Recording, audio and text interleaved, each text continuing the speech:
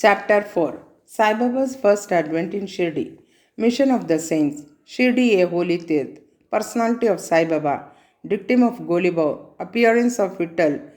Kashi Saga's story. Dasganu's bath in Prayag. Immaculate conception of Sai Baba and his first advent in Shirdi, three Vadas.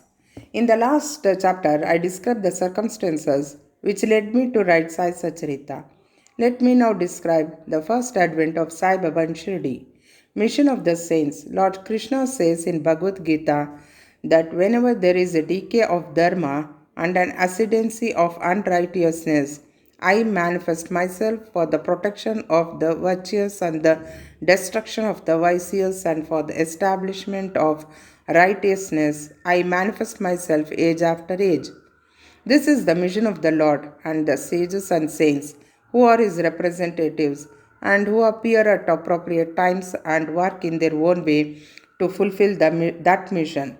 For instance, when the twice born, that is, the Brahmins, the Kshatriyas, and the Vaishyas, neglect their duties, and when the Shudras try to usurp the duties of other classes, when spiritual preceptors are not respected but humiliated, when nobody cares for religious instructions, when everybody thinks himself very learned, when people think to partake of forbidden foods and intoxicating drinks, when under the cloak of religion people indulge in malpractices, when people belonging to different sects fight amongst themselves, when Brahmins fail to do Sandhya adoration and the Orthodox leave their religious practices, when yogis neglect their meditation, when people begin to think that wealth, progeny, wife, or their sole concern, and thus turn away from the true path of salvation, then saints appear and try to set matters right by their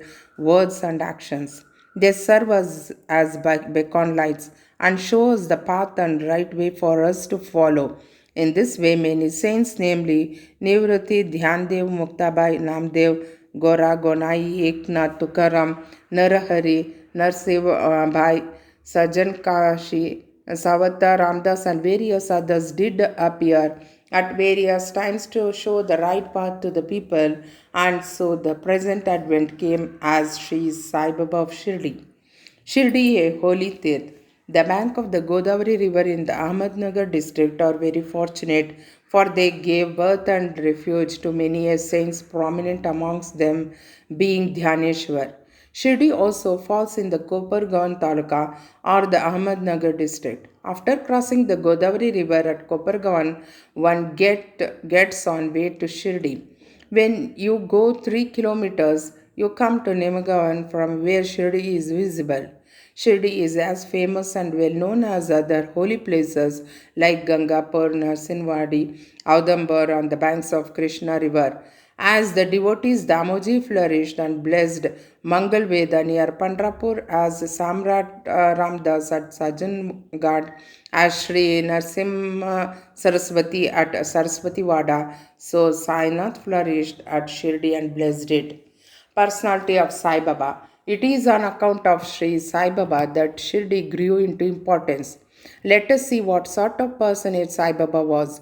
He conquered this sansar worldly existence, which is very difficult and hard to cross. Peace or mental calm was his ornament, and he was the repository of wisdom. He was the home of Vaishnava devotees, most generous like Karna, amongst all the quaint essence of all essence. He had no love for perishable things and was always engrossed in self realization, which was his sole concern. He felt no pleasure in the things of his world or of the world beyond. His antarang heart was as clear as a mirror, and his speech always rained nectar. The rich or the poor people were the same to him. He neither knew nor cared for honor or dishonor. He was the Lord of all beings. He spoke freely and mixed with all people, watched the actings and dances of Nach girls and heard ghazal songs. Still, he swerved not an inch from samadhi, mental equilibrium. The name of Allah was always on his lips. While the world awoke, he slept, and while the world slept, he was vigilant. His inner self was as calm as the deep sea.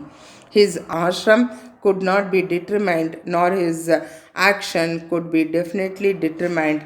And though he sat lived in one place, he knew all the transaction of the world. His darbar was imposing. He told hundreds of stories daily. Still, he swayed not an inch from his oath of silence.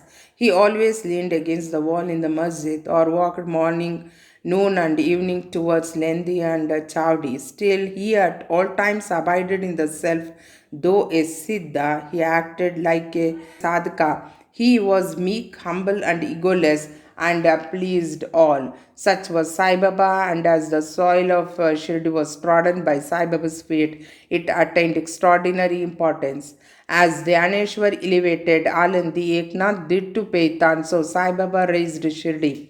Blessed are the grass leaves and stones of Shirdi, for they could kiss the holy feet of Sai Baba and take his dust on their head. Shirdi became to us devotees another Pandrapur, Jagannath, Dwarka, Benaras, and Rameshwar, Badri, Kedar, Nasik, Trambakeshwar, Ujjain, and Mahakaleshwar or Mahabaleshwar, Gokarn. Contact of Sai Baba and Shirdi was like a study of Veda and Tantra. It quietened our sansar and rendered self-realization. The darshan of Sri Sai was our yoga sadhana, and talk with him removed our sins. Shampooing his legs was our bath in Triveni Prayag, and drinking the holy water of his feet destroyed our sins. To us, his commands were Vedas, and accepting eating his udhi, sacred ashes, and prasad was all purifying. He was our Sri Krishna and Sri Ram who gave us solak, and he was our Par Brahma, absolute reality. He was himself beyond the pair of dvandvas, opposites, never dejected nor elated. He was always engrossed in his self as existence, knowledge, and bliss. Shirdi was his center, but his field of action extended far beyond to Punjab, Calcutta, North India, Gujarat, Dhaka, and now in Bangladesh and Konkan. Thus, the fame of Sai Baba spread far and wide, and people from all parts came to take his darshan and be blessed. By mere darshan, minds of people, whether pure or impure, would become quiet at once. They got here the same unparalleled joy that devotees get at Pandrapur by seeing Vittal Rukamai. This is not an exaggeration. Consider what a devotee says in this respect. Dictum of Golibov. An old devotee by name Golibov, aged about 95 years, was a worker of Pandari. He stayed for 8 months at Pandrapur and for 4 months, Ashada to Kritika, July to November, on the banks of the Gangas. He had a donkey with him for carrying his luggage, a disciple as his company. Every year he made his wari or trip to Pandrapur and came to Shirdi to see Sai Baba, whom he loved most. He used to gaze at Baba saying, "This is Pandrinath Vittal incarnate, the merciful Lord of the poor and helpless." This Goliba was an old devotee of Vitoba and had made many a trip to Pandari, and he testified that Sai Baba was real Pandrinath. Vittal himself appeared. Sai Baba was very fond of remembering and singing God's name. He always uttered Allah Malik, God is Lord, and his presence made others sing God's name continuously day and night for all 7 days of the week. This is called Nam Sapta. Once he asked Dasgan Maharaj to do the Nam Sapta. He replied that he would do it provided he was assured that Vittal would appear at the end of the seventh day. Then Baba, placing his hand on his chest, assured him that certainly Vittal would appear, but for that the devotees must be earnest and devout. The Dankapuri of Dhakanath, the Pandari of Vittal, and Dwarka of Ranchud is here, Shirdi. One need not go far out to see Dwarka. Will Vittal come here from some outside place? He is here only when the devotee is bursting with love and devotion. Vittal will manifest himself here, Shirdi. After the Sapta was over, Vittal did manifest himself in the following manner. Kakasaheb Dikshit was as usual sitting in meditation after his bath. He saw Vittal in a vision. When he went at noon for Baba's darshan, Baba asked him point blank, "Did Patil come?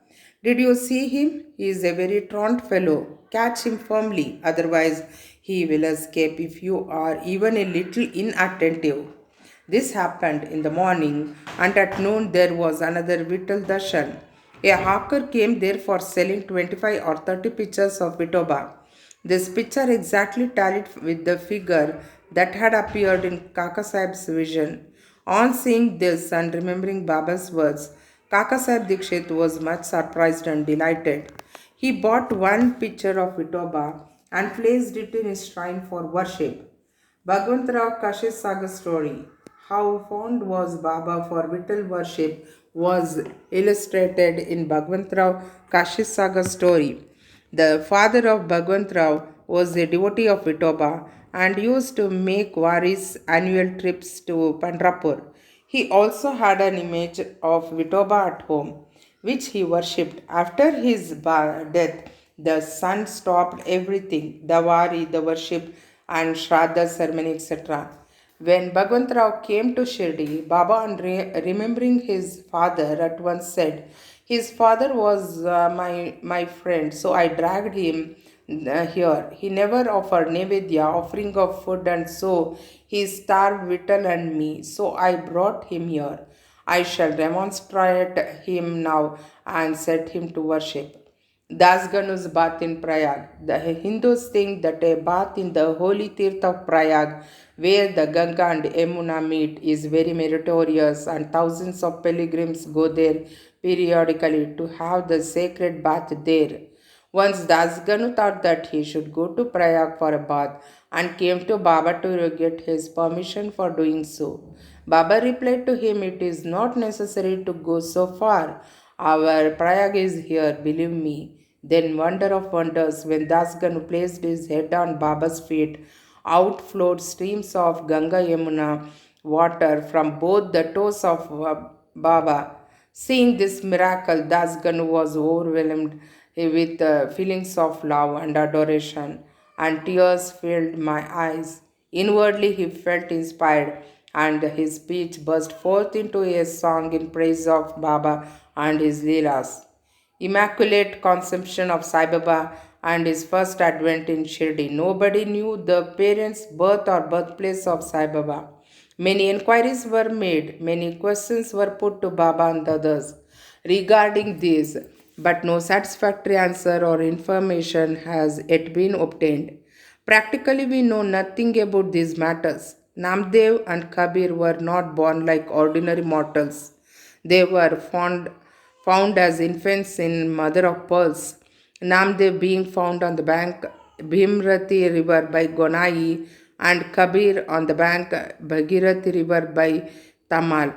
Similar was the case with Sai Baba. He first manifested himself as a young lad of 16 years under a neem tree in Shirdi for the sake of bhaktas.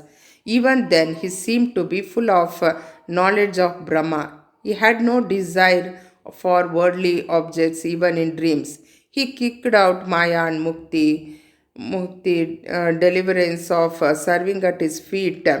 One old woman of Shirdi, the mother of Nana Chopadar, described him thus: "This young lad, fair, smart, and very handsome, was first seen under the neem tree, seated in an asan. The people of the village were wonderstruck to see such a young lad practicing hard penance, not minding heat and cold. By day he associated with none, by night he was afraid of nobody. People were wondering and asking whence this young chap had turned up. His form and features were so beautiful that a mere look endeared him to all. He went to nobody's door, always sat near the neem tree. Outwardly he looked very young, but by his action he was really a great soul.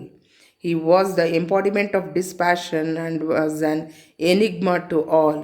One day it so happened that God Kandoba possessed the body of some devotee, and people began to ask him, "Deva, You please inquire what blessed father's son is this lad, and whence did he come? God Kandoba asked them to bring a pickaxe and dig in a particular place. When it was dug, bricks were found underneath a flat stone. When the stone was removed, a corridor was seen in which four samyas were burning. The corridor led to a cellar where cow mouth shaped structures, wooden boards, rosaries were seen. Kandava said, "This lad practiced penance here for 12 years." Then the people began to question the lad about this. He put them off by telling them that this was his guru's place, his holy Vatan, and requested them to guard this well. The people then closed the corridor as before. As Ashwatha and Audambar trees are held sacred, Baba regarded this neem tree equally sacred and loved it most. Mahalsapati and other Shirdi devotees regard this site as the resting place, Samadhi Sthan of Baba's Guru, and prostrate before it. Three Vadas, the site with the neem tree and surrounding space, was bought by Mr. Hari Vinayak Sheth, and on this site a big building styled Satesh Vada was erected. This Vada was the sole resting place for pilgrims who focused there. A platform was built round the neem tree, and lofts with steps were constructed. Under the steps, there is a niche facing south, and devotees sit on the platform facing north. It is believed that he who burns incense there on Thursday and Friday evenings will, by God's grace, be happy. This Vada was old and dilapidated and needed repairs. The necessary repairs, addition, and alteration have been made now by the Sansthan. Then, after some years, another Vada, Dikshit's Vada, was constructed. Kakasab Dikshit, solicitor of Mumbai, had gone to England. He had injured his leg in an accident there. The injury could not be got rid of by any means.